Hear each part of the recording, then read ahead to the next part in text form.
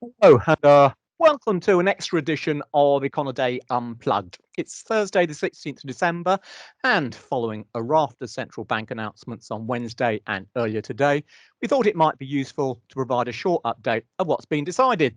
Terry Sheehan is on the US East Coast, Jeremy Hawkins in London. Okay, Terry, the Fed got the ball rolling yesterday. So, what were the key takeaways, and was there anything to change your view of prospects for the US economy or indeed policy in 2022?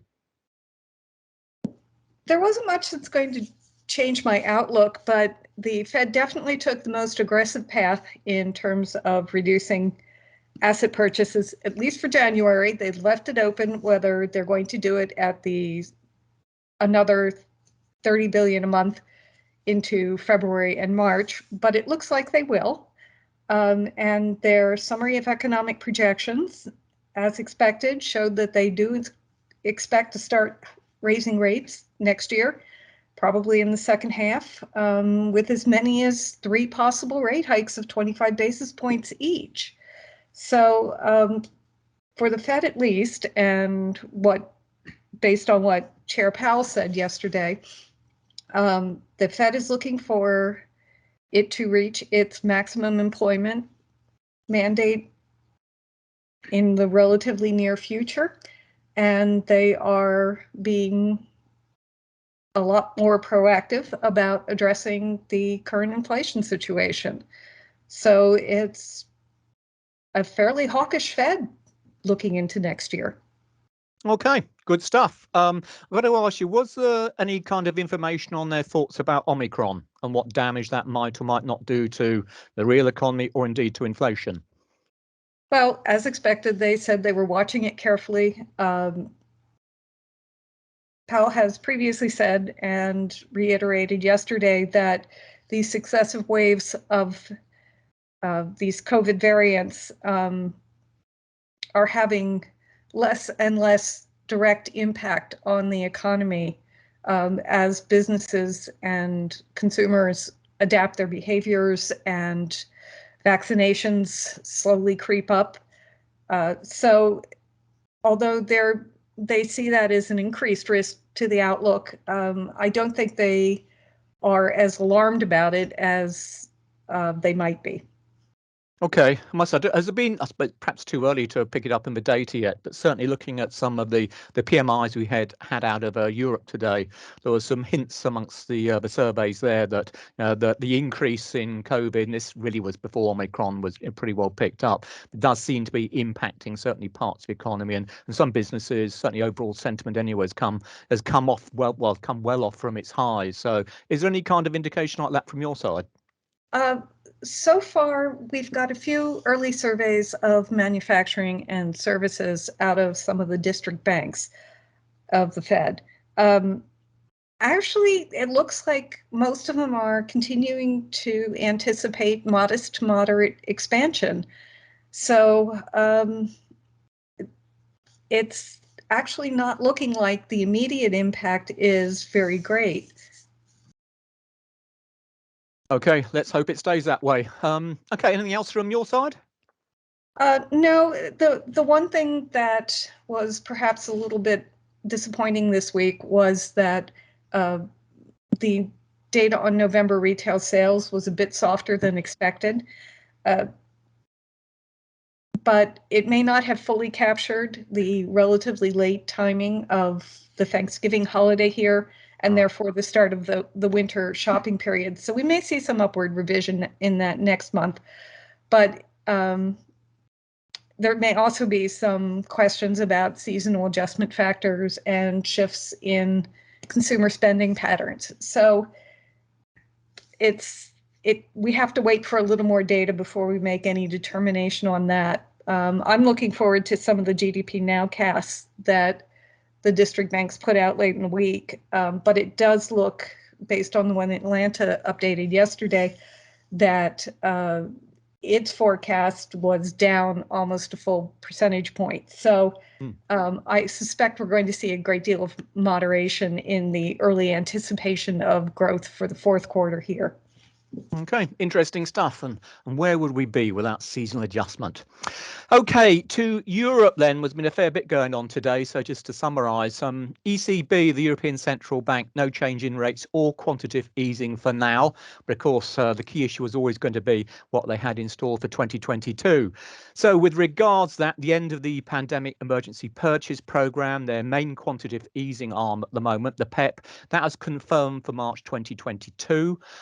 Before then, the current PEP purchase rate of around it's about 70 billion euros or so a month at the moment. That will be tapered, so in the first quarter. But the reinvestment period for principal payments from maturing securities, that's been extended until at least the end of 2024. So that's an extra year they've got of that. The ECB also pointed out that PEP reinvestments could be adjusted flexibly, across time, asset classes and jurisdictions at any time, and indeed that the PEP itself could even return if needed. So what happens to the hole left by the end of PEP? Well, that's going to be partially filled by a temporary increase in purchases made under the old long-standing asset purchase programme, the APP. That's the other quantitative easing arm. Currently, it stands at 20 billion a month, a target for that one, and that will be hiked to 40 billion euros a month in the second quarter of 2022, so after the PEP's ended, and 30 billion in the third quarter. It will then revert back to an open-ended 20 billion thereafter. Crucially, I guess, in terms of the overall thrust of policy, the updated Eurozone inflation forecast, that shows inflation at the end of the forecast period in 2023 and 2024 still below its 2% medium-term target. And that then gives the justification that the ECB needs for what is ultimately still a very accommodative stance. Indeed, I guess you could taken literally suggest that the latest inflation forecast suggests policy is even too tight. So I guess bottom line today then for the ECB is it's the announcement where it pretty well reflects, I guess, a compromise between the hawks, who were worried that extending the PEP might make it a permanent feature of policy. Of course, it was only really there supposedly to address COVID, and the doves, who were worried about the potential hit to financial conditions that the loss of PEP quantitative easing might entail. As it is, by boosting the APP purchases, that should satisfy the dubs, since essentially it just amounts to an extended phased withdrawal of the PEP, indeed with guaranteed purchases for an extra 6 months, on making the increase only temporary. That should at least appease most of the hawks, if not all. And in fact, it should be pointed out that today's decision, although we don't know the vote, was not unanimous. Bottom line, though, is that ECB policy is going to remain much more accommodative than most other major central banks in 2022. And talking of less accommodation, the Bank of England kind of surprised the market. I think, as we mentioned in Tuesday's podcast, the market call on what was going to happen today really was lack conviction. But ultimately, I guess it was for no change. Well, the bank came out and hiked its bank rate by 15 basis points to 0.25%. So that's what the first increase we've seen there since August 2018. The vote was 8-1, with only the external member, Silvana Tenreiro, the sole dissenter, and she wanted to see no change. In terms of quantitative easing, well, the 895 billion ceiling there, that's almost been reached. It should be finished, reached, I should say, within the next week or so. A decision not to adjust that was, not surprisingly, a unanimous 9-0. So in terms of the rate hike, well, that really just reflects the fact, I guess, that inflation is far too high, and the damage maintaining a steady policy might do to BOE credibility. Clearly, the increase to date has been much faster than expected, and in fact, the bank's now revised up its forecast for inflation to fully 6% in April next year. So that's the best part of a full percentage point on it since the last meeting. It also reflects the fact that the labour market's been holding up surprisingly well after the end of the government support programme in September. But it's got to be said, it's pretty well a bold move, as COVID cases in the UK are now a record high. The doubling time of the new Omicron variant has fallen to less than 2 days in most of the UK as well. And so all put all that little lot together, and it's got to increase the likelihood tighter and ultimately economically more damaging restrictions at some point. So the economic outlook is very uncertain, and today's action, I'd guess, is unlikely to lead to a period of aggressive rate hikes. In fact, the bank has trimmed its fourth quarter GDP growth forecast again, this time by 0.5 percentage point to just 1.5% now, and is a bit concerned about the first quarter as well by the look of it. Still, net, I guess we can say that today's move shows the bank is prepared to stick its neck out on policy, at least a little way anyway. The next meeting will be on the 3rd of February when we'll get a new monetary policy report.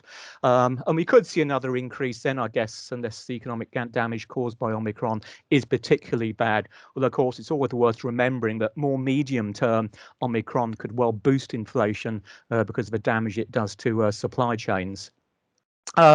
Sticking with Europe, then the Swiss National Bank, well, there were no shocks in terms of interest rates. The key deposit rate was left at minus 0.75%, which is very much in line with market expectations. But there was something of a surprise on the central bank's currency assessment. Which was unchanged from September's monetary policy assessment when it was described as highly valued. Now, what they could have done there, given current levels, which are extremely strong, they could have changed that to something like overvalued, as they've used in the past when they've wanted to signal that they're particularly unhappy with where the currency is trading. Now, I mean, current levels of the franc, they're well above what used to be thought of as the SNB's pain threshold. But intervention in recent weeks really has been relatively muted compared to the sort of aggressive action we saw the last time these levels were hit over a year ago. So it may indicate that the bank has at least reluctantly accepted that the franc will continue to trade at stronger levels than it was previously prepared to tolerate. It did reiterate that it's prepared to intervene in the foreign exchange markets as necessary in order to counter upward pressure on the currency, but that was only to be expected anyway. I think the takeaway here is that the market may see today's announcement as a green light to test still higher levels of the franc over coming months. What else we got quickly while we're here? I should just mention in terms of Europe anyway, the Norges Bank. So out of Norway, they hiked for a second time in the current cycle, raising rates by a further 25 basis points to 0.5%. And that's in the face of a recent huge increase in new COVID cases in Norway. In fact, it's interesting because it seems as if the arrival of Omicron has had no impact on their projected path for rates, which they see peaking at about 1.7% at the end of 2024. So it's going to be interesting to see if they can stick to that profile if we do see cases continue to rise as quickly as they are at the moment. Okay, well, that probably sums up most of what's been going on, I hope, for the central banks over the last day or so. Terry, any last words from you? No, I think you've got it covered. Excellent. That's what we like to hear. Well, that's it then for our central round up this week, and indeed for our podcasts in what's been a fascinating year for financial markets, albeit not necessarily for the best reasons. We're taking a couple of weeks off, but we'll be back early in January. We hope to see you then. So thanks for putting up with us in 2021. And do remember, you can always keep up to date with all the key market moving data and events in Econoday's global economic calendar. On behalf of the whole Econoday team, have a great Christmas, a happy, safe, and hopefully profitable 2022. Bye for now.